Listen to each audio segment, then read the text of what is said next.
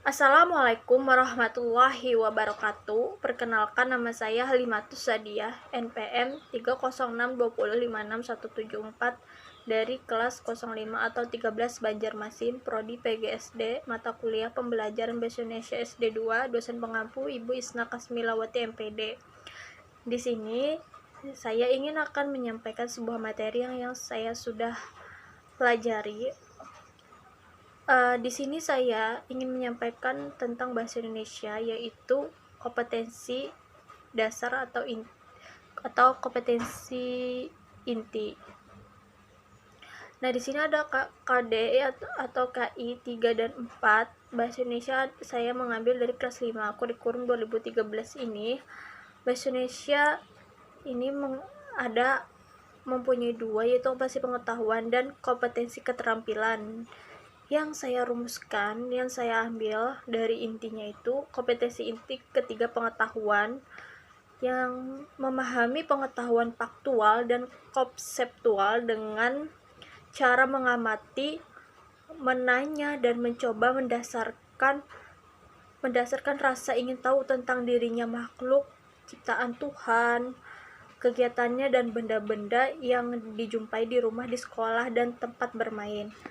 Kompetensi yang keempat, kompetensi 4 keterampilan itu kayak menyajikan pengetahuan faktual dan konseptual dalam bahasa yang jelas, sistematis, logis, dan kritis, dalam karya yang estetis, dalam gerakan yang mencerminkan anak sehat, dalam tindakan yang mencerminkan anak sehat, dalam tindakan yang mencerminkan perilaku anak bermain dan berakhlak mulia. Kompetensi dasarnya itu menentukan pokok pikiran dalam teks lisan dan tulis. Nah, lisan itu maksudnya itu kayak dalam berbicara, kalau tulis itu kayak tulis dengan tulis tangan. Kalau menyajikan hasil identifikasi pokok pikiran dalam teks tulisan dan lisan secara lisan, tulis, dan visual.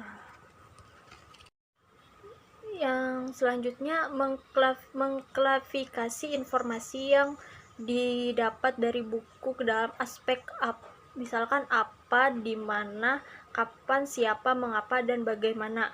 Kayak menyajikan hasil klasifikasi informasi yang didapat dari buku yang dikelompokkan dalam aspek itu, yang tercantum yaitu ada apa, di mana, kapan, siapa, mengapa, dan bagaimana menggunakan kosakata baku. Itu sangat penting.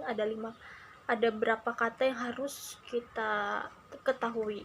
Jadi tujuan kurikulum meliputi 4 kompetensi, ialah kompetensi sikap spiritual, sikap yang kedua itu yang pertama, yang kedua sikap sosial, yang ketiga pengetahuan, dan keempat keterampilan.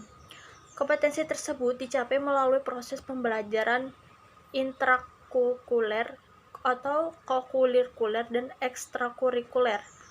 Nah, jadi rumusan di kompetensi sikap spiritual ialah menerima, menjalankan, dan mengarahi pedoman agama yang dianutnya. Adapun rumusan kompetensi sikap sosial ialah menunjukkan sikap jujur, disiplin, tanggung jawab, santun, peduli, dan percaya diri dalam berinteraksi dengan keluarga, teman, guru, dan tetangganya. Nah, kedua kompetensi tersebut dicapai melalui pembelajaran tidak pribadi, indirect teaching, ialah keteladanan, pembiasaan, dan budaya di sekolah dengan memperhatikan karakteristik mata pembelajaran serta kebutuhan dan kondisi eksekutor didik. Itulah yang saya dapat sampaikan. Kalau ada kesalahan dalam perkataan saya mohon hilaf.